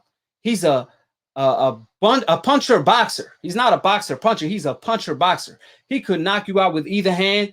He could outbox you. He could beat you from a southpaw position, orthodox position. Like I said, that's why he's so dominant, because he's so versatile. And unlike Canelo, for example, who they compare him to, it was Lomachenko at first, and we saw what happened to Lomachenko. Bye-bye. Now Canelo Alvarez came into the table. I don't know how he bypassed Terrence Crawford when Terrence was always #2, when truly he was #1 at all time, but even ESPN was disrespecting Crawford. Now, some way, somehow, Canelo bypassed Crawford. So let's talk about it. Crawford lost to Floyd Mayweather, had a close fight with Trout. truly lost to Lara. A lot of people say he lost to Gennady Golovkin twice, looked bad against Kovalev, old Kovalev, and always picks the weakest link in the process, right? So this is the fighter you guys talking about as number one. When he said out of his own mouth, I ain't fighting no Mexican fighters anymore. The second most dominant race in the sport of boxing. He also said, well, he didn't say it, but he, the pioneer of the NBF belt, no black fighters witness protection plan by the WBC, right? So this man won't fight the most dominant race in the sport of boxing. He's on the Europe tour as we speak. He had a plan of becoming undisputed at 160 at one point, and all of a sudden, now he's on the Europe tour at 168 to become undisputed. I'm trying to figure out what happened to his game plan of becoming undisputed at 160, becoming the first Mexican to become undisputed at 160. I'll tell you what happened. The NBF rule applied because Andrade and Charlo happened to be in that division. This man been avoiding Andrade and Charlo for the past 7 years. It ain't a coincidence that the last time Canelo lost on paper was 8 years ago when he fought an undefeated Black American fighter, Floyd Mayweather. And after that, when he fought a slick fighter like Lara, he lost. So what are we talking about? You don't see Terrence Crawford saying no black fighters. You don't see Terrence Crawford saying no Mexican fighters. You see Terrence Crawford wanted to fight Virgil Ortiz, saying that he ain't even ready. You see Terrence Crawford challenging Errol Spence, heading to the smoke. This is why Terrence is number one, because in every single division, they said 135, he fought Gamboa, obviously, Ricky Byrne, the rest avoided him. He went to 140, became undisputed. Then they said, oh, well, that division wasn't too deep. Then he moved to 147, the deepest division in boxing, want to become undisputed there. It's not his fault that Errol Spence is saving him for last. It's not his fault that Keith Thurman didn't want to fight him when he had his O. So if welterweight is the deepest division in boxing, Crawford wants to be undisputed in that division. You best believe if Canelo was at 147, he will be ducking both Crawford and Errol Spence. But when you see tables turn and the roles reverse, you see Virgil Ortiz on the come up, a great fighter. Do you see Errol Spence and Terrence Crawford shying away from Virgil Ortiz? Absolutely not. Matter of fact, they went to his fight because they want to fight him. On the other hand, Canelo, he won't even acknowledge Andrade. He won't even acknowledge Charlo. This is why Oscar De La Hoya said, I promote like I used to fight. I'll go for the best. And this is why he believed Terrence Crawford is number one, just like Eric Morales said, just like Floyd Mayweather also said. How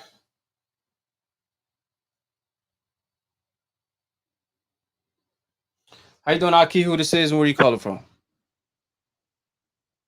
My name's Dustin. I'm calling from Albuquerque, New Mexico, and I want to say, man, I absolutely love your channel. You are probably the most intelligent person when it comes to boxing. But damn, what Bud said at Virgil Ortiz fight that he ain't trying to fight Virgil. Plus, he also said that he's over the Errol Spence. I mean, I get it that Virgil might not be ready, but I think Virgil would spank that ass. I'm not going to lie. He's way more aggressive, and he's got heavier hands. You think Virgil looked good against At least that's how I Hooker? feel. You think Virgil? Yeah. You think he looked ready against Hooker?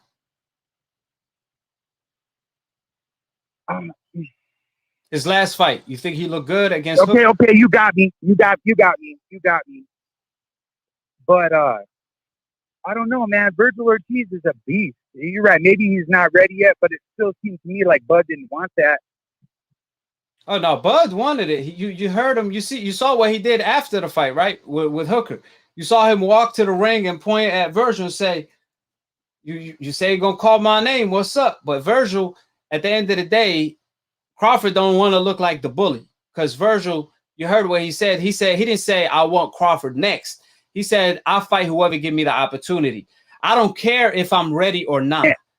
So when you say I don't care if I'm ready or not, that's indirectly you're saying I'm not ready. I don't care, right? But because Virgil is a type of fighter who want to fight the best, obviously he's going to say that because he look up to Oscar De La Hoya and guys like that. He just want to fight the best. But at the end of the day, I want to see the fight. I think it's going to happen if Oscar De La Hoya allows the fight to happen.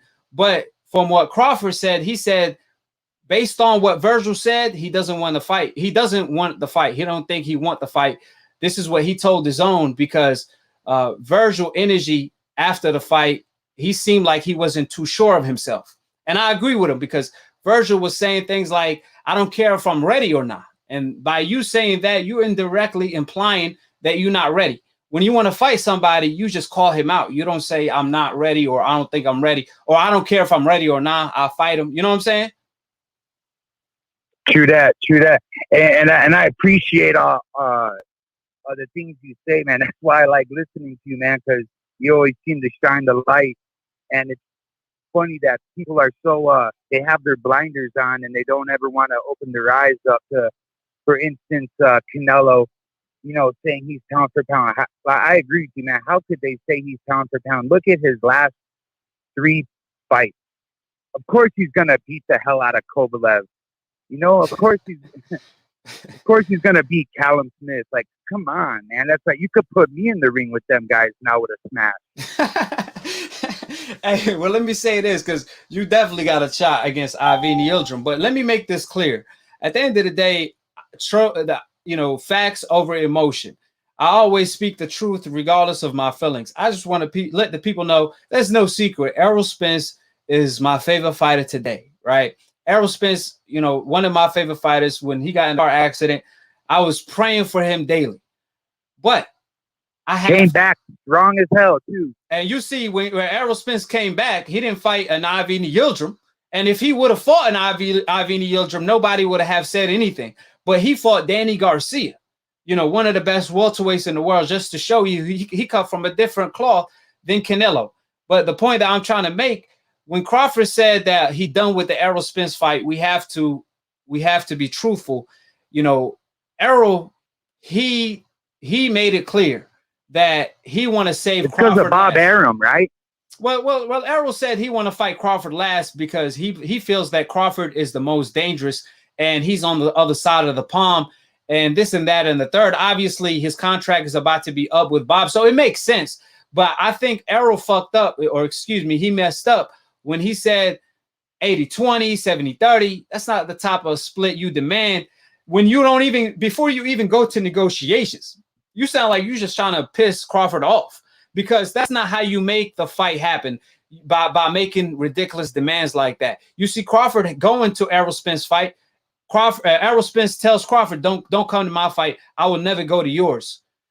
That's the type of comments when you see Crawford making steps to make the fight of the decade come to fruition. On the other hand, Errol, he pushing him off and then says, 70-30, 80-20. That's not what you say when you want to make the fight happen. Wouldn't you agree that out of the two, Errol and Crawford, Errol Spence, Crawford want the fight or wanted the fight? Would you say Terrence Crawford want that fight more? Wouldn't you agree? I would agree. Yeah. I would agree that Crawford would want to fight more.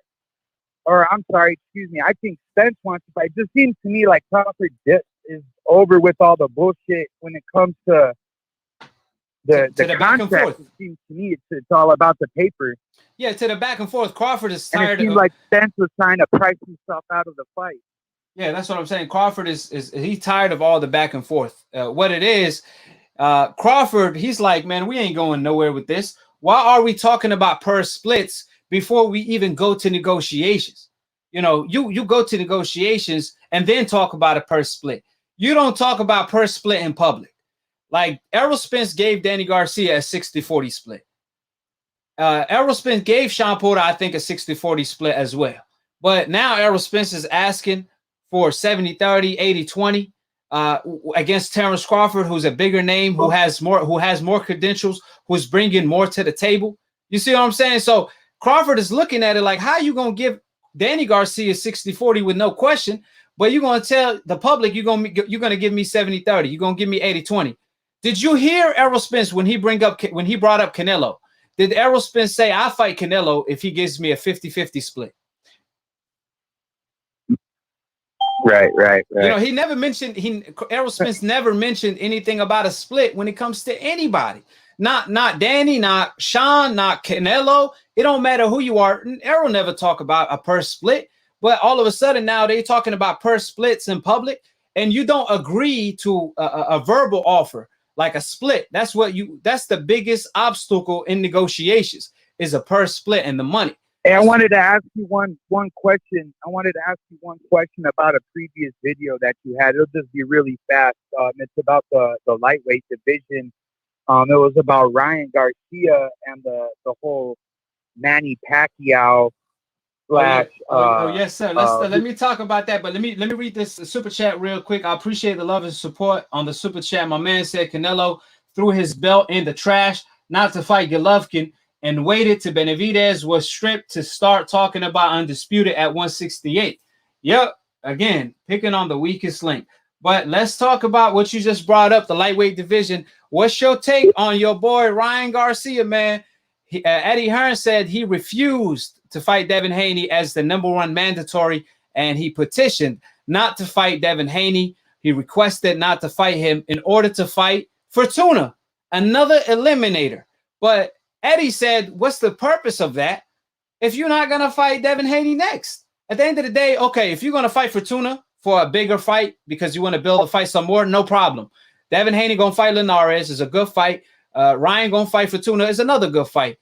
However, if Ryan is going to fight all these eliminators when he could fight the champion right away, at least once you're done doing all these eliminators for Devin Haney's title, you have to fight Devin Haney after that. You have to fight Devin Haney next. What's your take on that? I think, and this is my honest to God opinion, I don't think Devin Haney makes it out of the third round with Ryan Garcia. Why you say that? I truly don't, man. I truly don't. I think that Ryan Garcia busts his ass just like he did to damn, who was the last fight? Not Luke Campbell, but the fight before that. Luke. Yeah. I think. Oh, the fight before that. Who? That left hook, man. Who you talking about? The guy before that with the hook? Yeah. Oh my God, man! It's because I'm on the spot with you right now. But Ryan's my favorite fighter. Man, you don't even know his name, man. You don't even know his name. That's why he was able to do it to him. Come on, man. Come on, man. That's why he was able to do it to him because you don't even know his name. But if you knew his name, I promise you, Ryan he wouldn't have been able to do that to him. But let me put it this way: I just wish Ryan felt the way you did, because if he felt the way you did, he would have fought him next. Wouldn't you agree? Wouldn't you agree that Ryan doesn't feel the same way you feel? Right. I just think that he does know that it's his most dangerous fight. I agree that it's his most dangerous fight. I think he clipped Gervonta Davis.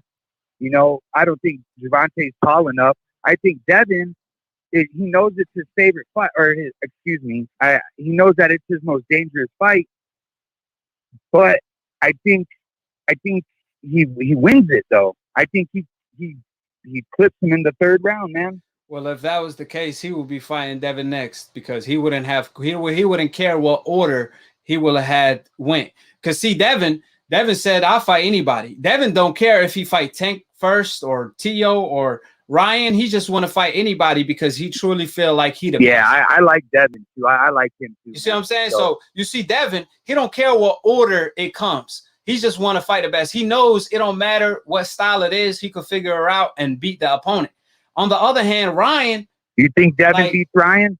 Oh, I mean, that's a no-brainer. I mean, Ryan will agree with me because he petitioning not to fight him. You know what I'm saying? And actions speak louder than words. Ryan could tell the public, yeah, I'll knock out Devin, but he don't truly believe it because he petitioned not to fight Devin. Usually as a mandatory, you will petition to fight your opponent. I never heard a time in history where fighters petitioned not to fight the champion. I mean, that's like Muhammad Ali when he became Sonny Liston mandatory. The moment he became Sonny Liston mandatory, he gives up the opportunity and petition not to fight Sonny Liston. Do you know Muhammad Ali drove to Sonny Liston home with a bus, and Sonny Liston came out with a gun blazing? Do you know that? With blank? I say Sonny Liston came out with a gun trying to shoot Ali because Ali was bothering him. No, he had to.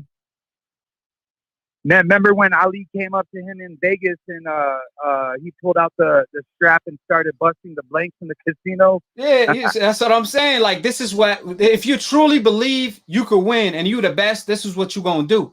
You're going to go far and beyond to make the fight happen. Ryan goes out of his way not to make the fight happen. That's why I said I hope and I wish Ryan felt like you did, because Ryan doesn't even believe in himself. He don't believe he could beat Devin. And if he believed he could beat Tank, he would have fought him next. But you know what Ryan said about Tank, right? He said he's too short. He clipped him in the second round. And what he said that in front of Mike Tyson. Wasn't Mike Tyson too short for all of the heavyweights? Hell yeah. Hey, at the end of the day, height and reach doesn't have to do that. It has nothing to do with anything in the sport of boxing. Boxing is about a sport where you turn your disadvantages to advantages, right? Now, at the end of the day, me and you could both agree that Ryan, he said out of his own mouth, I didn't say this, you didn't say this, Ryan said this. He said Tank reminds him of the bully that used to bully him in high school.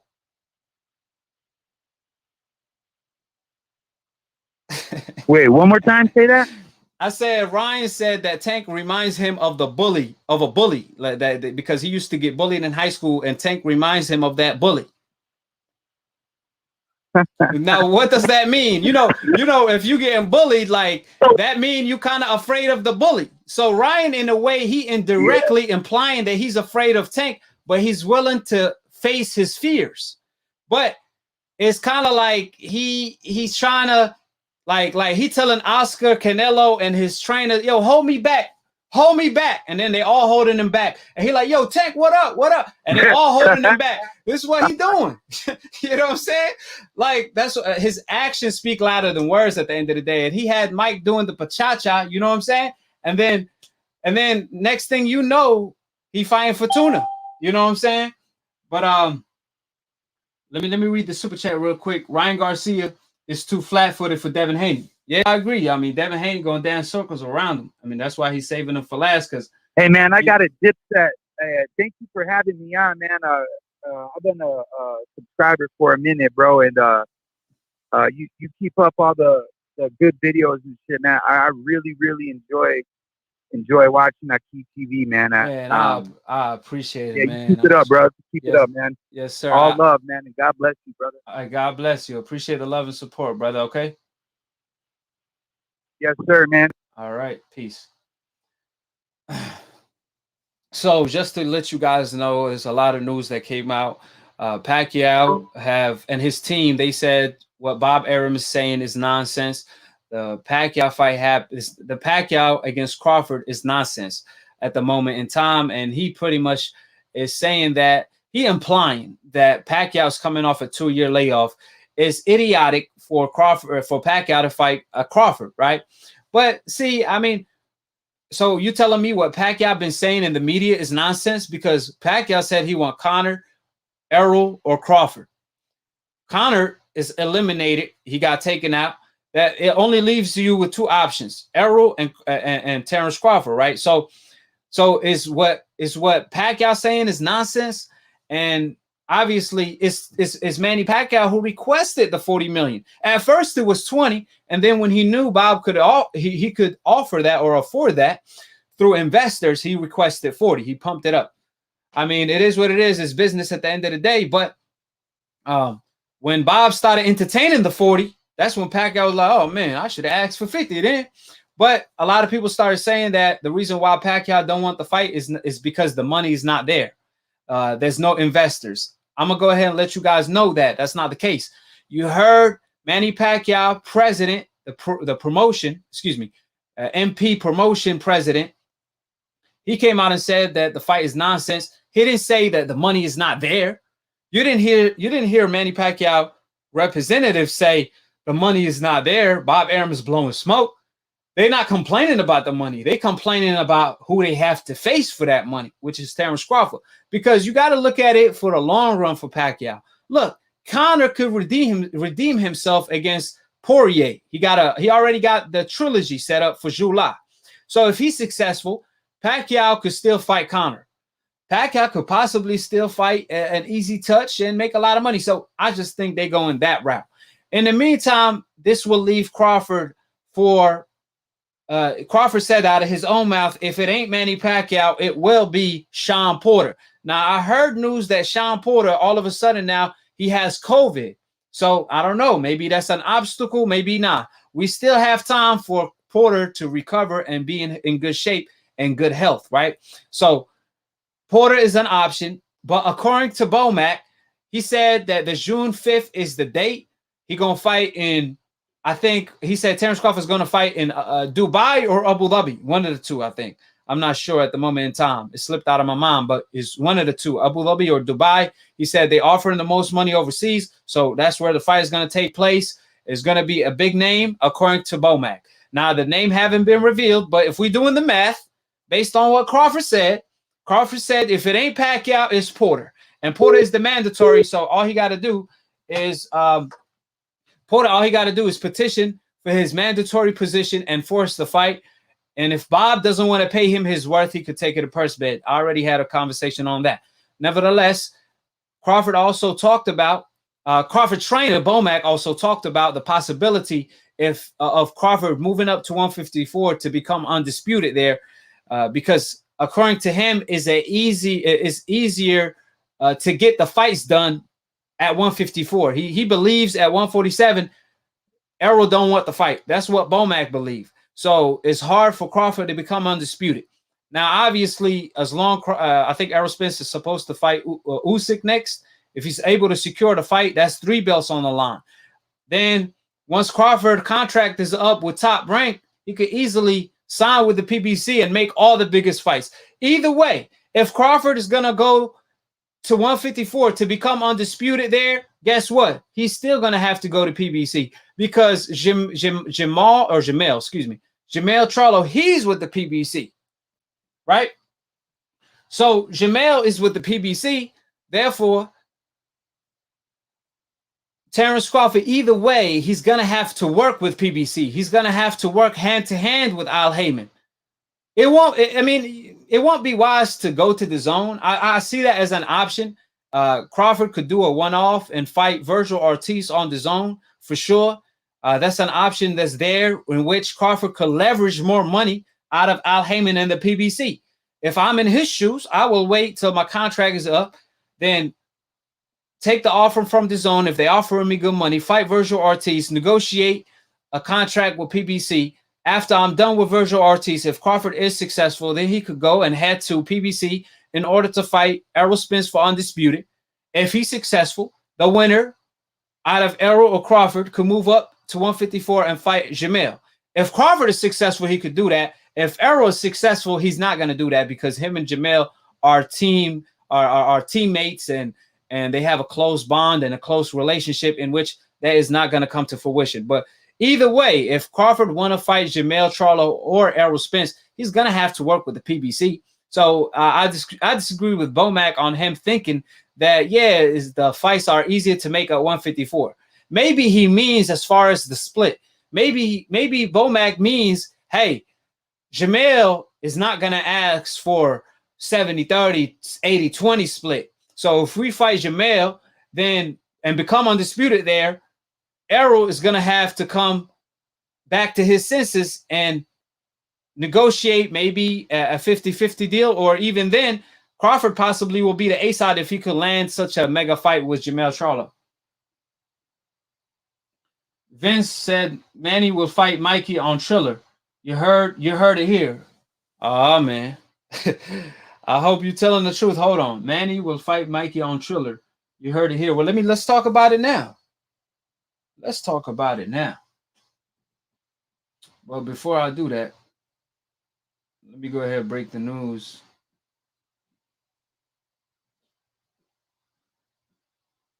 Oh my God, man. That hit me out of nowhere. So let me go ahead and So Pacquiao, I mean, if this is true, I'm not sure. This is a super chat, just so I'm gonna have to do my research after I'm done with the live. But if this is true, this is a great fight. Nevertheless, it's not as risky as Errol Spence and Crawford because we all saw what Errol did to Mikey Garcia. Nevertheless, Mikey stylistically is a bad style for Manny Pacquiao. He reminds me, man, this fight gives me flashbacks of Marquez versus Manny Pacquiao. Mikey is a cool, calm, collective counterpuncher. He has a lot of power, more power than Marquez. He has a nice 1-2 that he does not telegraph. Sometimes he does, but for the most part, he has a sharp 1-2. He has a sharp hook, a nice jab. He's always on balance. You could say he has better defense than Marquez. You can even say he has a better chin than Marquez because he don't usually get dropped like that. I don't even remember the last time I saw Mikey on the floor. Oh, yeah, at 130, but maybe he struggled to make the weight then. However, the point here, Mikey Garcia has a good chin. He has great defense, and he's a very good counterpuncher. I think stylistically, this is a nightmare for Manny Pacquiao. So I'm surprised that Manny is fighting Mikey on Triller unless they're paying him a lot of money. But this is a dangerous fight for not a whole lot on the line. I mean, obviously, we all know what Ryan did to Pacquiao. He trolled him into getting stripped out of his WBA vacant belt, WBA super belt. So now Pacquiao doesn't even have a belt. So this fight is for no title. Now, when Manny is involved, you don't need a title anyway. But the point here, it would have been bigger for a title. Nevertheless, if Pacquiao is successful, which there's a good chance he could win the fight with his hand speed and power and all the above, it's going to be very difficult because, like I said, this fight gave me flashbacks of Marquez stylistically, and Mikey is still young. He's not a combination puncher, but he's more of he has better defense than Marquez, I would say. But nevertheless, if Pacquiao is successful, then he could always fight for the WBA super title since he's the champion in recess. Therefore, he could fight Errol Spence after that if he want to. Or if Errol fights Crawford, he could fight the winner for undisputed. I don't know if you want to go that route because it's too dangerous of a route. However, I think Pacquiao looking to wait to see if he could still land a Ryan Garcia fight or maybe a Conor McGregor fight, which will make him more money than all the fights I just named. And it's the least. I think the fight presents the least amount of risk for Pacquiao. Also, and last but not least, Eddie Reynoso Crawford, Canelo trainer, he came out and said that for me, Terence Crawford is better than Errol Spence. Shockingly, even after what Crawford said about Canelo Alvarez avoiding all the dangerous black fighters, the undefeated American black fighters. But the truth hurts at the end of the day, and you either accept the truth or let it. You could accept the truth and let it set you free, or you could try to fight the truth and have it tore your ego to parts.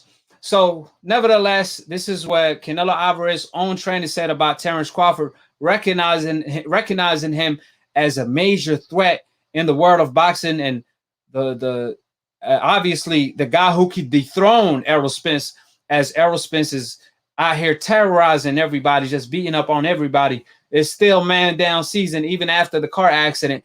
But the one that could get the job done is definitely talented. This man is a killer.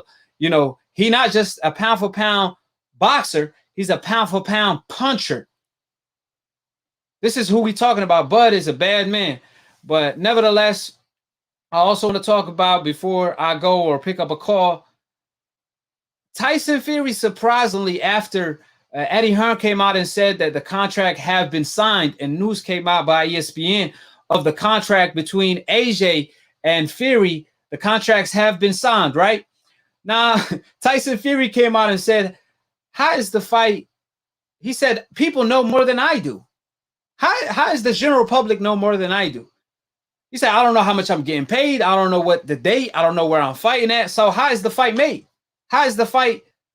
You know, we signed pretty much nothing. And he co-signed everything his dad said, that the contract being signed means absolutely nothing. Fury said that he haven't been training.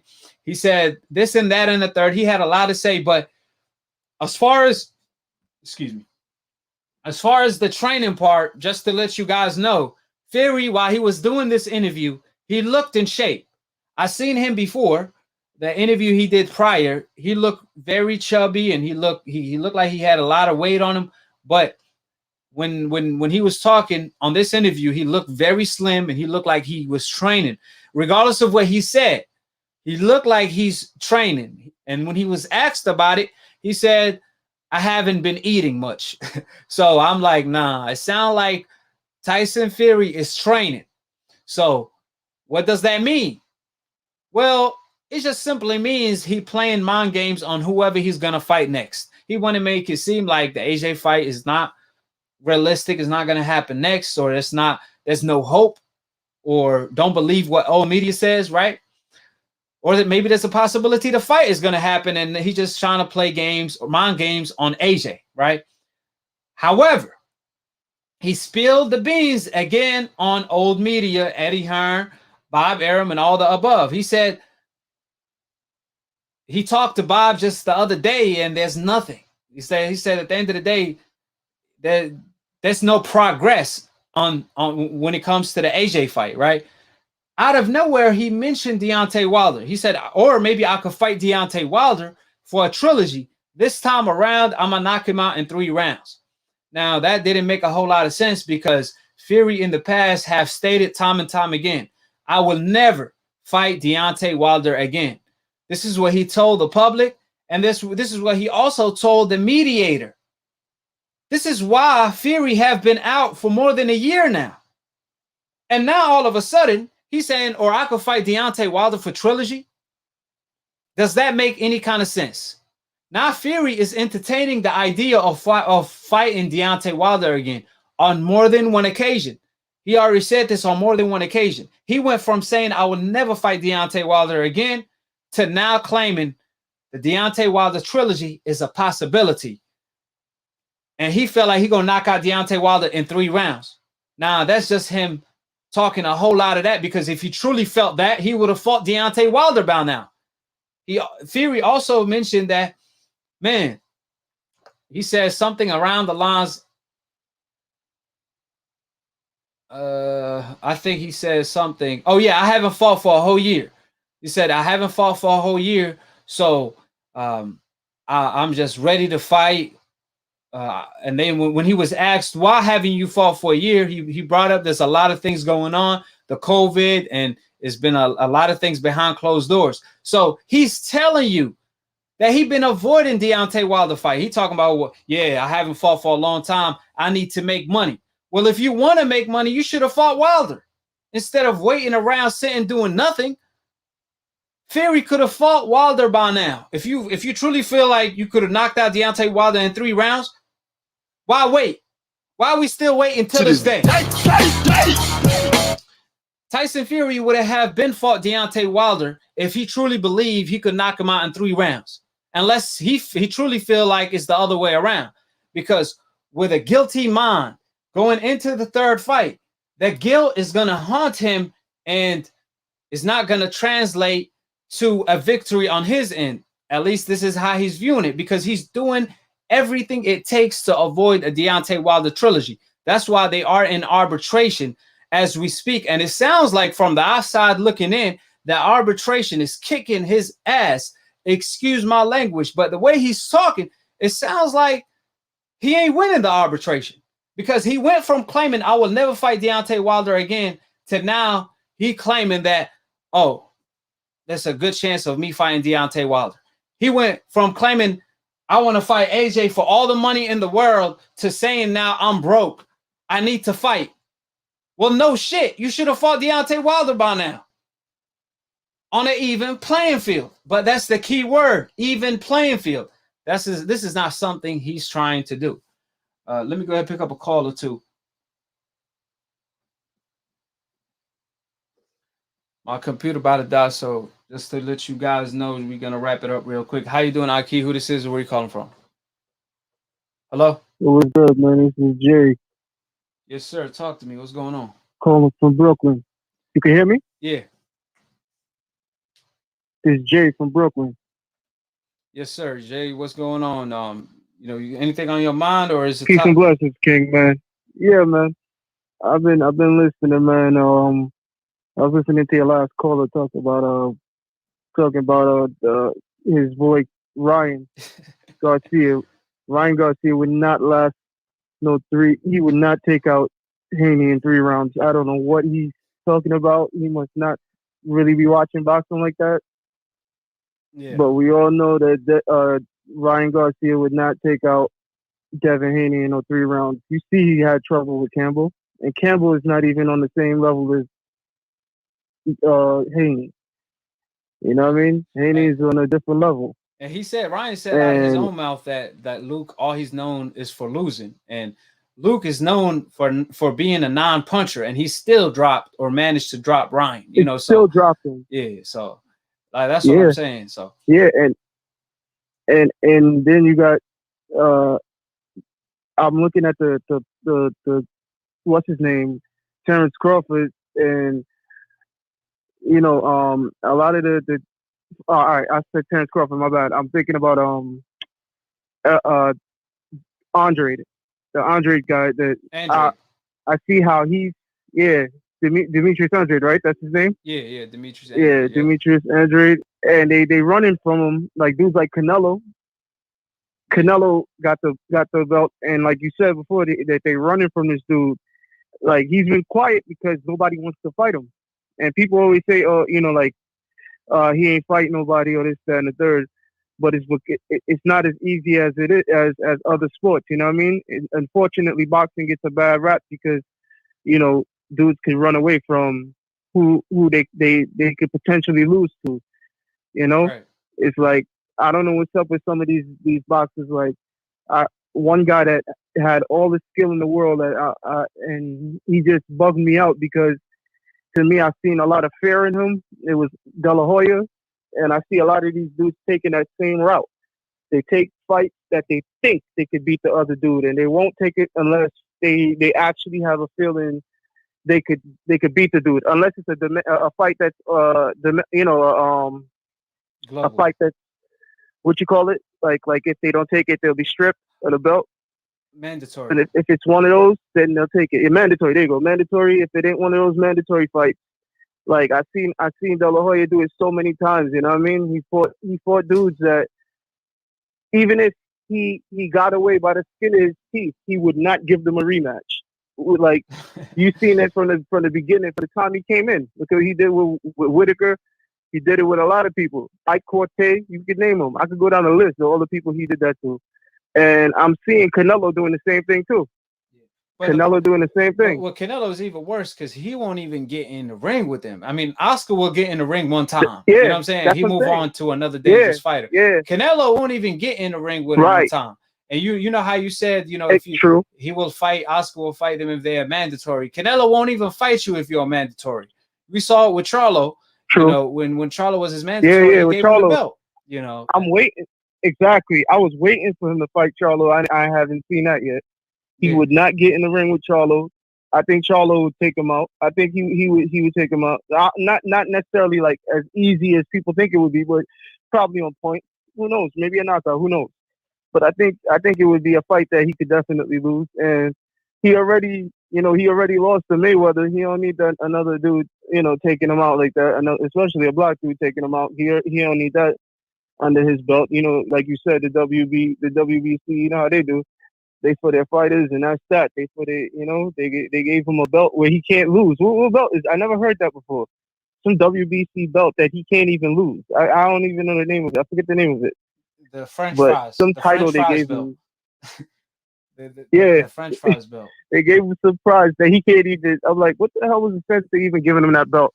But anyway, that's just to show them that that was just to show him that you are a guy, this and that and the third. But it's a lot of other dudes like I'm seeing that I would love to see that Errol Spence and Crawford fight, but we know that's not Yeah. Hello? Hello? Hold on. I'm on the same. Yeah. Hello? Yeah, Oh, okay. I lost you for a second. You there? yeah. I'm here. Yeah, yeah. It was muted. It said muted and then it unmuted. Yeah. Okay. To get them on the same page, it's gonna be hard, and it's a shame because that's one of the fights that people want to see, and I mean, fight of the century probably, you know.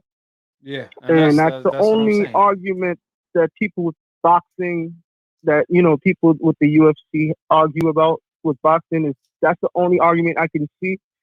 Other than that, I don't see anything else. But that's the argument they have against boxing. That your best don't fight the best in boxing, That's a big issue. because they could. That's a big Yeah, issue that's too. the problem. You know what I'm saying? Like if Yeah, boxing, it is. if the best fight the best, boxing would be the best sport in That was. all sports. Like Oh my imagine, God. can you I believe imagine a so. year? I believe so. Yeah, imagine a year where, like, let's say this year alone, right? Let's say Oscar Valdez fights Shakur.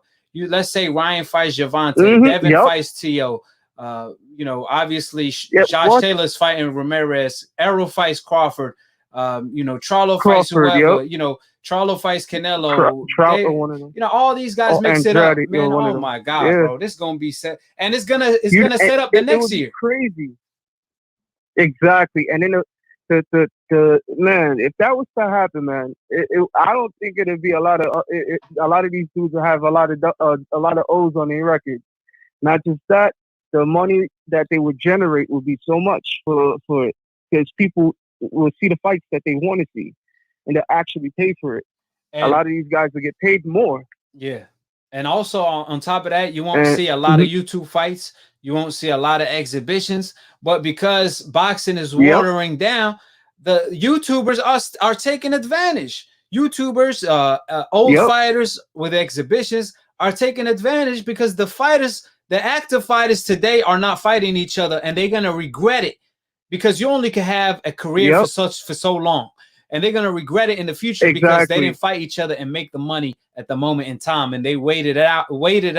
And you see the old fighters are taking Waited too advantage. long. Yeah, you see Barrero Morales coming back, and Canelo won't fight Yeah, nobody today. the old fighters. Yep, the old fighters are seeing it, and the young fighters are not. The old fighters are know that it's only but so long you could be in the ring and shine in your prime. After your prime is done, that's it. You don't get it back. You know what I mean? You can't do what you used to do in your prime. So it's best to put it on the line and do your best against the best.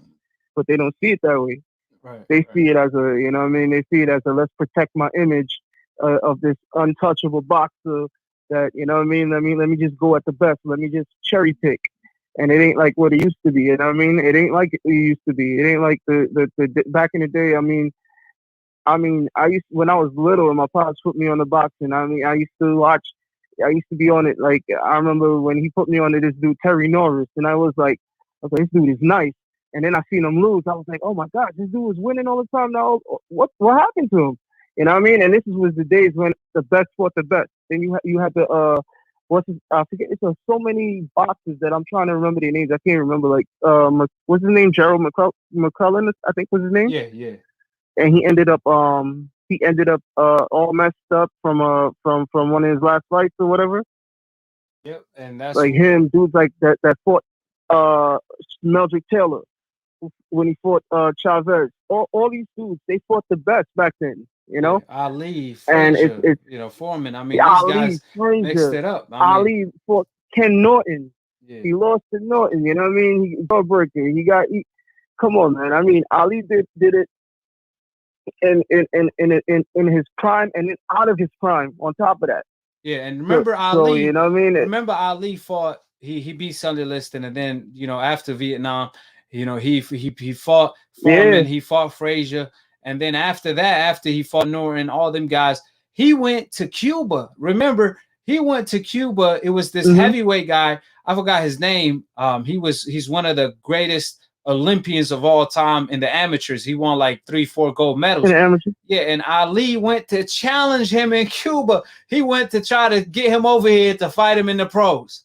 This is This is the type of Oh, fight. wow. Like he looking outside Yeah. of the box for challengers. He Outside of the right, man, we right. got fighters today. They won't even fight each other, man. This is why Exactly. boxing is still the greatest sport. It's just they won't fight each other. They won't. Yeah. You know what I'm saying? It's too much. They got what they got too much brains nowadays, so to speak. They got too business savvy. You know, instead of being the boxers, they got too business savvy. Now they want to just be the dudes that want to protect the image. Like I said, they want to protect the image and be the Floyd Mayweathers, the Rocky Marciano. No L's on my record. You know, Well, and it's dudes that. Yeah, but see, the funny part is they don't have L's on their record, but they sure don't have M's either. They don't have that many M's because they're not fighting each other. You know, There you go. You know, if you want to end up with an O without M's, I prefer the M's with a couple L's. You know what I'm saying? Like exactly, and more W's. So it don't matter. You know, you're gonna get a couple L's, but you could flip the M's to W's later. You know, but nevertheless, appreciate you, my brother. I'm you know, my phone, my computer is about to die. My camera just died on me, so we definitely gonna, you know, chop it up. You should, hey, you should definitely be upon you, man. Yes, sir, and make sure you call again, man, because I don't know. I think this is your first time calling in, but you know, I do want to continue this conversation. First time calling in. Yeah, I want to continue this conversation. Definitely. Yeah, next time. So make sure you call in. All right, brother. All right, take it easy, man. Peace. Thank you. All right. Yes, sir. Man, yes, sir. See, that's what I'm talking about. Yeah, Stevenson. Yeah, that man, he was a beast. But this is what Ali's made of, you know. Nevertheless, appreciate everybody for tuning in. My camera died on me. I didn't even know it. Appreciate everybody, all my AKHi. Shout out to Jose El Rayo Valenzuela. He fighting on May 1st. Make sure you guys check it. Mexicans, anybody can get it.